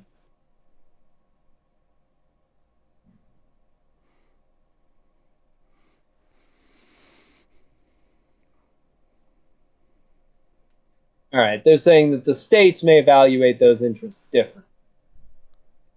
Right.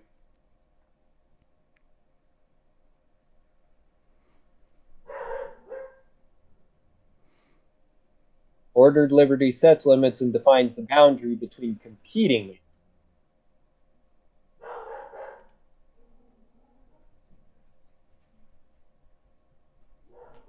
The court concludes the right to obtain an abortion cannot be justified as a component of such a broader entrenchment.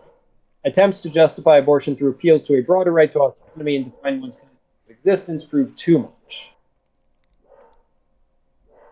Those criteria, at a high level of generality, could license fundamental rights to illicit drug use, prostitution, and the like. Yes, Alito, I agree with you. The same constitutional principles that support abortion also support the right to use one's body in other ways. Yeah. Wow. I'm interested on what kind of cases are going to be brought on this precedent now. Abortion is different because it destroys what Roe termed potential life and what the law challenged in this case calls an unborn human being.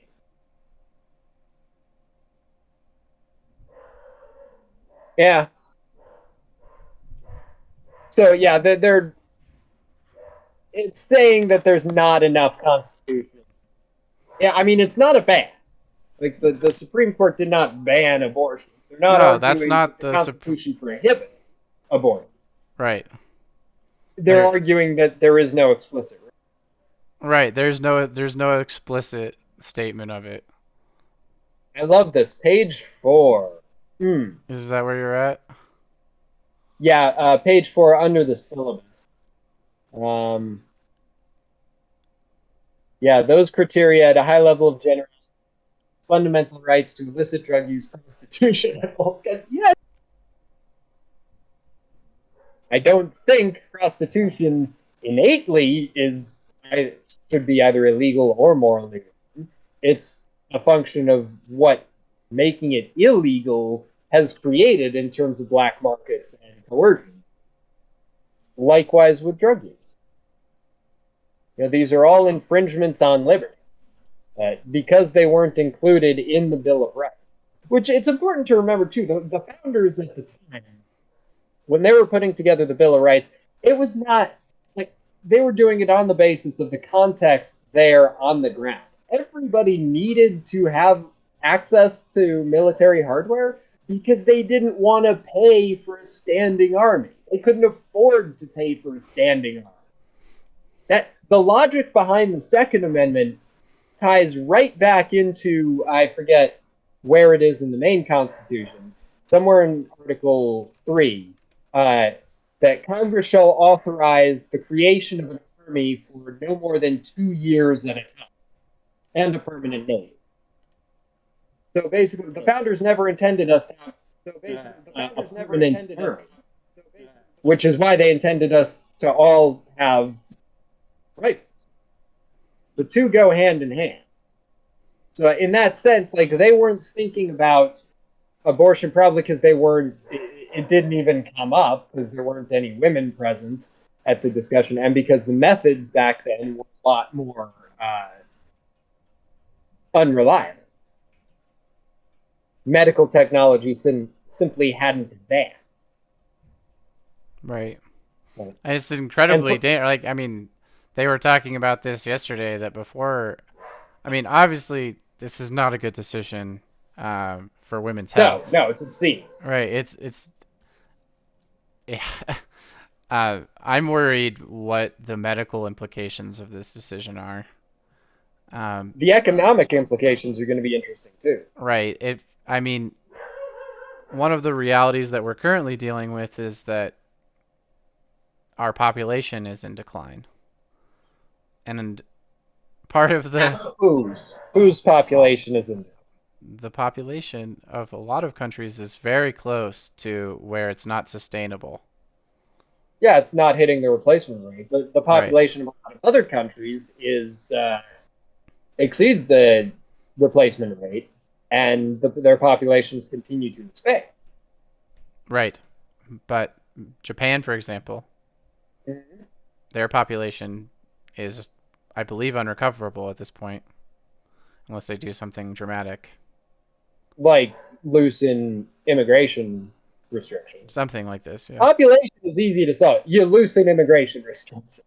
Because you're right, the United States population would be in decline except for immigration. Immigration is what causes the net population to rise. Right.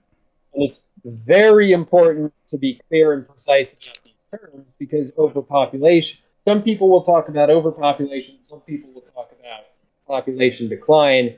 These both are local issues affecting specific groups. Right. And That's true. so when you're talking about our population, you need to clarify. Are we talking about the population of America? Are we talking about the population of various states? Well, I think you're right, but my understanding is that the world as a whole is headed towards population collapse if we keep moving in the birth rates that we are. I I thought the could be world wrong about that, but population. No. Yeah, that's Europe. The first, so industrialized nations, that tends to be where the breakdown. Europe, America, Japan, places with very high standards of living where raising a child is expensive are experiencing population decline. right.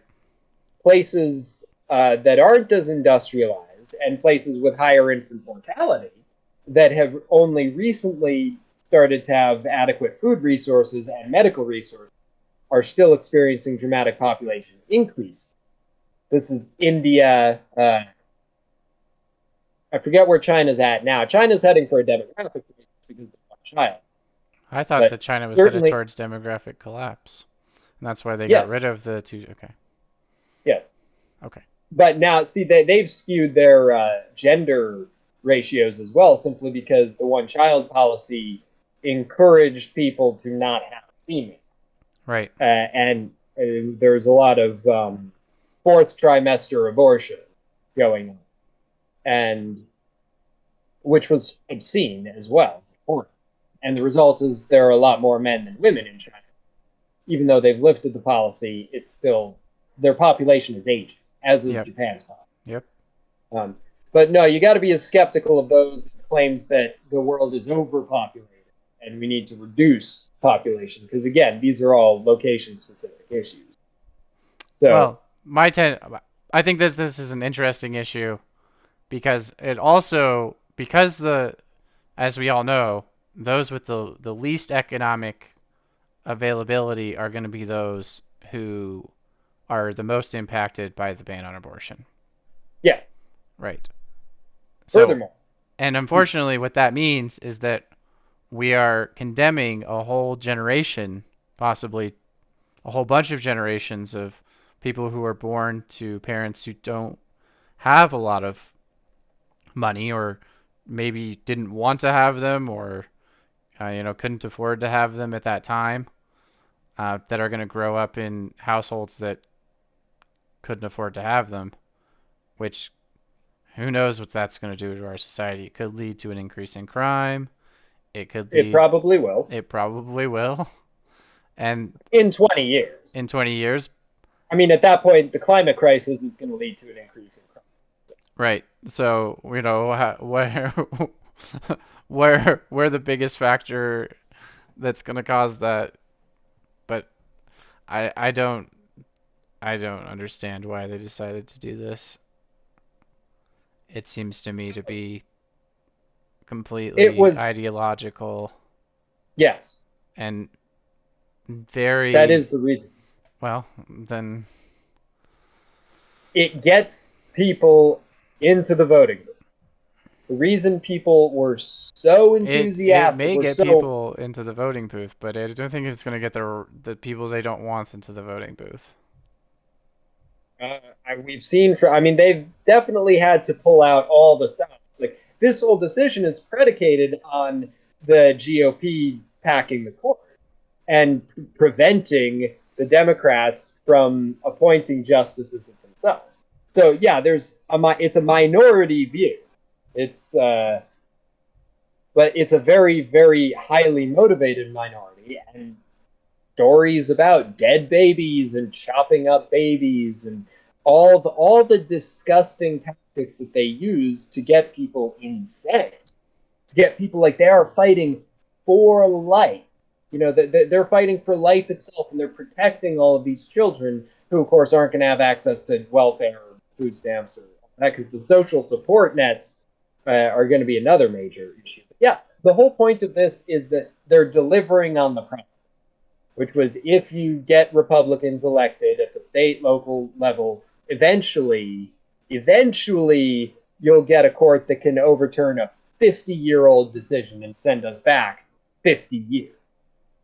Yeah, Uh, so yeah, there's no, and the reasoning behind that is that they use abortion to get people to support cutting social services uh, and increasing military and police spending instead, getting people to support a reduction in worker protections, getting people to support all of the economic reasons that the GOP is.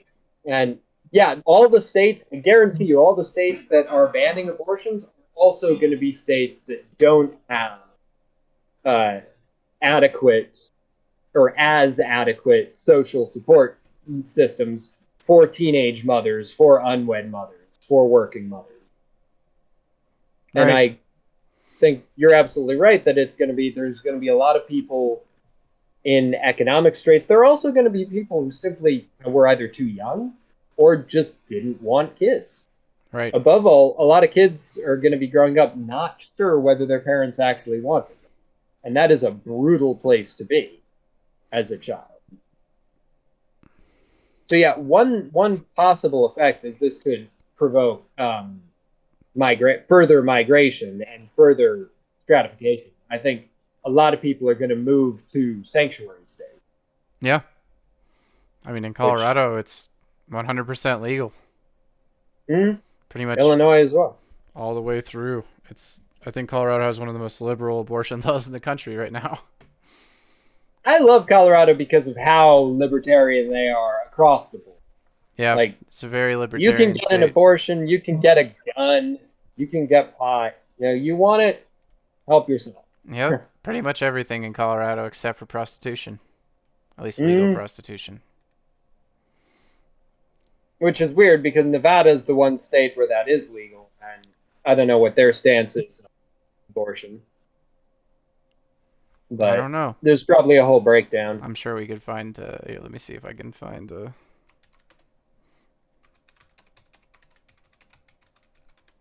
So yeah, there are going to be major medical implications of this too, All because it's right, not going to. let me. Sorry, keep going. Oh, just that people are. There are chemicals and medications that can be obtained to induce an abortion privately, but Right. it's not going to be nearly as safe. I forget what that's called, but it's possible to get through. The news I think covered it. A lot of people are going to vets, Mexico already. Mexico. Damn, Mm-hmm. probably cheaper. Yeah, it's 80% less. So we can see that pretty much on the East Coast here, or on the East Coast, there's either nothing or so the top part is it's almost like it's split along the what is it, the Winn-Dixie line? Is that right? Mason The Dix Mason-Dixie line. Yeah. Dixon. Yeah. It's this is astonishing. 6-week ban.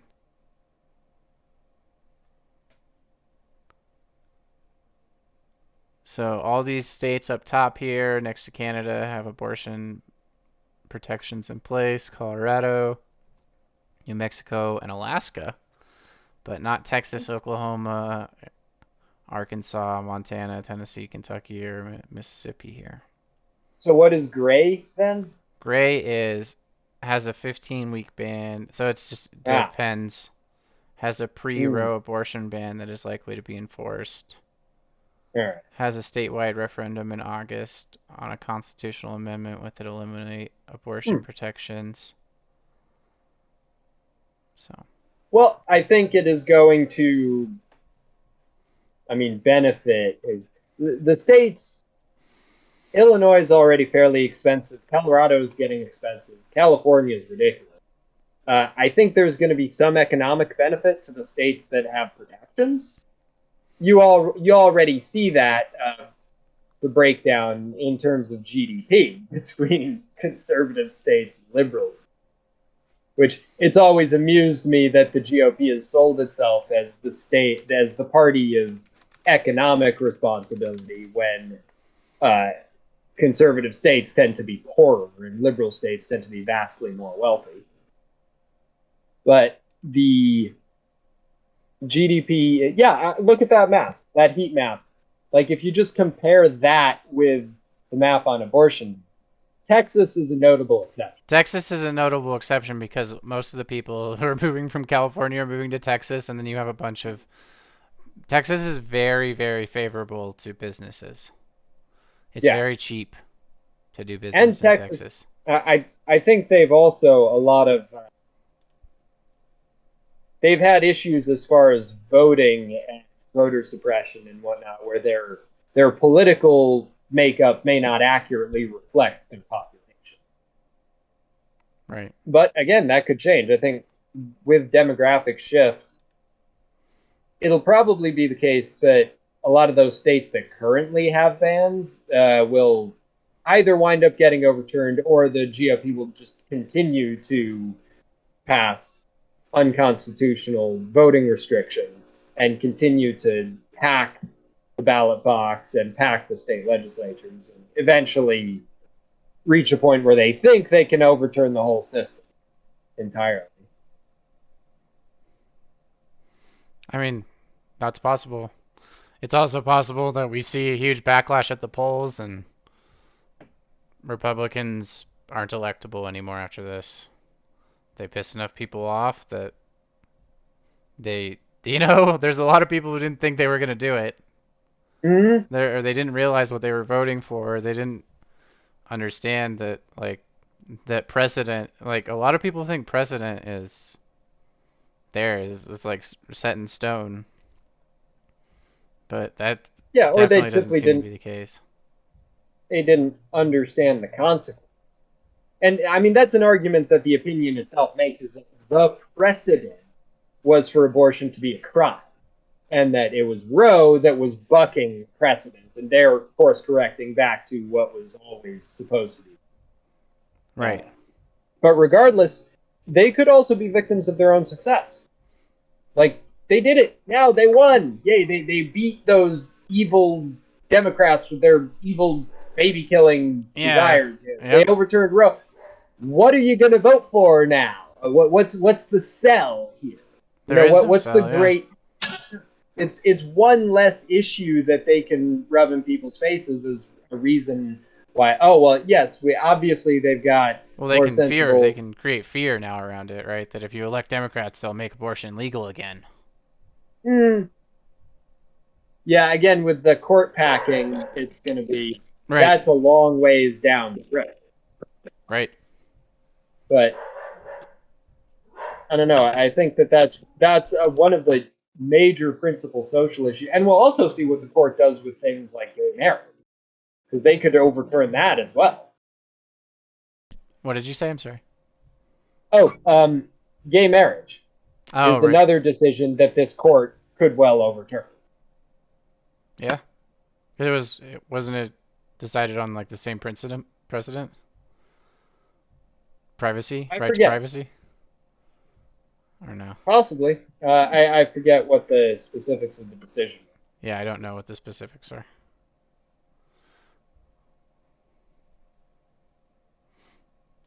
See if I can pull that up.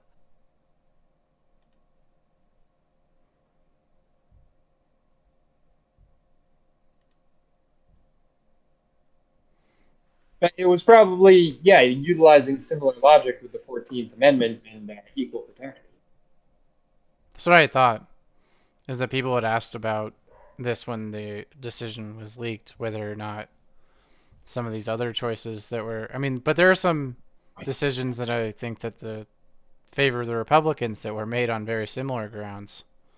There's a lot of Supreme Court decisions that could possibly be brought back before the court if they're going to argue it on this reasoning. Seems very strange to me that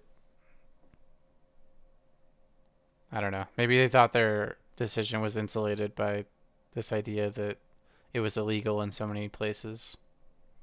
And that It's been a goal for decades. oh, I know.